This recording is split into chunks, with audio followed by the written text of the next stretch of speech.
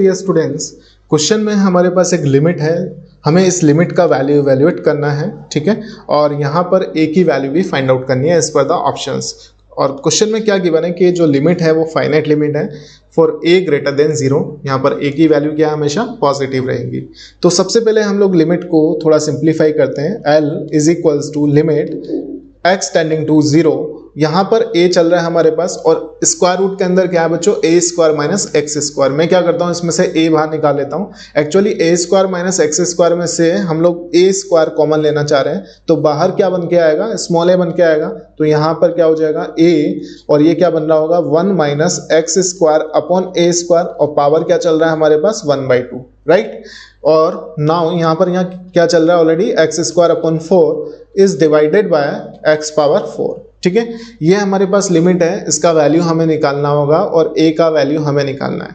तो सबसे पहले हम लोग क्या कर सकते हैं बच्चों कि यहाँ पर हम लोग देख सकते हैं ये क्या बन रहा है 1 minus something raised to the power something, ठीक है। तो यहाँ पर इसका जो एक्सपेंशन होता है 1 माइनस एक्स पावर n, इसको हम लोग किस तरीके से एक्सपेंड कर सकते हैं, 1 minus n x plus n into n minus 1 by factorial 2 into x square, ठीक है, माइनस एंड सो ऑन, इसी तरीके से चलता रहेगा। तो यहां पर हम लोग इसको एक्सपेंड कर देते हैं, limit x tending to 0 a minus a, ठीक है। और ये जो एक्सपेंशन होगा वो हमारे पास बनेगा 1 माइनस एन एक्स, एन क्या हमारे पास 1/2 और x के प्लेस पर क्या चल रहा है x square upon a square plus n into n minus 1, यानी कि 1/2 इंटू 1/2 माइनस 1, ठीक है, अपॉन फैक्टोरियल 2 कितना हो जाएगा 2 इंटू एक्स स्क्वायर अपॉन ए स्क्वायर का पावर कितना करना होगा हमें 2 माइनस। फिर हम लोग अगर आगे देखें तो हमें आगे लिखने की जरूरत नहीं रहेगी, क्यों, क्योंकि हमारे पास जो डिनोमिनेटर है उसका डिग्री हमारे पास कितना है 4, और अगर न्यूमरेटर में देखें तो हमारे पास 4 डिग्री वाले टर्म्स आ चुके हैं। तो इसके नेक्स्ट वाले टर्म्स क्या आएंगे हमारे पास, इससे हायर डिग्री के टर्म्स आएंगे, हायर पावर के टर्म्स आएंगे। तो हम लोग उसको इग्नोर कर सकते हैं, क्योंकि लिमिट क्या है हमारे पास x टेंडिंग टू 0, तो वो सारे 0 बन जाएंगे। तो मैं इसके आगे के टर्म्स नहीं लिखता हूँ, ठीक है। और ये एक्सपेंशन हमारे पास खत्म हो जाएगा। इसके बाद क्या चल रहा है माइनस एक्स स्क्वायर बाई 4, और ये whole term is divided by x power 4, right. तो यहाँ से हम लोग एक बात देख सकते हैं कि ये जो a है ये तो यहाँ से a इंटू 1 हो गए, ये कट जाएगा, ठीक है, a 1 से मल्टीप्लाई होगा तो ये कैंसिल आउट हो जाएगा। देन हमारे पास इसके बाद क्या बच रहा होगा वो हम लोग देख लेते हैं।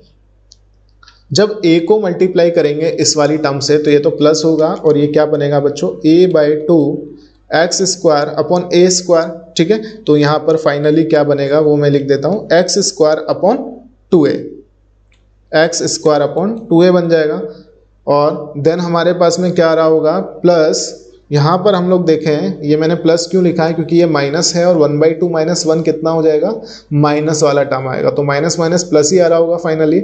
और फाइनली यहाँ पर जो हमारे पास टर्म आएगा सिंप्लीफाई करने के बाद में ये बनेगा 1/8 x power 4 upon a cube, क्योंकि एक एक कैंसिल आउट हो जाएगा। एक्चुअली हमारे पास यहाँ पर a पावर 4 बनेगा, एक a यहाँ पर है तो a क्यूब रह जाएगा, राइट। और इसके आगे आने वाले जो टर्म्स होंगे बच्चों वो हमारे पास क्या होंगे, x की हाई डिग्री वाले टर्म्स होंगे, तो उनको हम इग्नोर कर सकते हैं। और लास्ट में हमारे पास क्या आ रहा है एक्स स्क्वायर बाई 4, ठीक है, अपॉन एक्स पावर 4। लिमिट क्या चल रहा है हमारे पास x टेंडिंग टू 0, राइट। तो लिमिट x टेंडिंग टू 0, अगर मैं यहाँ से एक्स स्क्वायर वाले टर्म्स कलेक्ट करूँ तो हमारे पास क्या बनेगा 1/2a minus 1/4, right, plus x power 4 वाला टर्म हमारे पास क्या आ रहा है बच्चों, ये आ रहा है हमारे पास 1/8a क्यूब, ठीक है। और नेक्स्ट जो टर्म्स आएंगे वो सारे हाई डिग्री वाले टर्म्स आएंगे, डिनोमिनेटर का डिग्री क्या है 4, इसलिए उनको हम नहीं राइट कर रहे। नाउ हमारे पास में ये जो लिमिट है ना बच्चों, ये लिमिट हमारे पास फाइनाइट दे रखी है। अगर ये लिमिट फाइनाइट होगी तो यहाँ पर हम लोग देख सकते हैं कि इसकी डिग्री 4 है, तो इसका जो लीस्ट डिग्री वाला टर्म होगा, यानी कि ये हमारे पास x की पावर 4 होना चाहिए, ठीक है, लीस्ट x की पावर। और यहाँ पर एक्स स्क्वायर वाला टर्म है तो इसको क्या बनना पड़ेगा, 0 बनना पड़ेगा, ठीक है, तभी हम लोग यहाँ पर x की पावर 4 वाला टर्म लिख सकते हैं। तो एक्स स्क्वायर वाला टर्म यहाँ पर नहीं होना चाहिए, तभी ये लिमिट डिफाइन हो सकती है, ठीक है। तो यहाँ पर हम लोग क्लियरली ये बोल सकते हैं कि 1/2a -1/4, ये तो हमारे पास क्या बनना चाहिए बच्चों 0, तो 1/2a इज इक्वल्स टू 1/4, तो यहाँ से a कितना आ जाएगा हमारे पास 2।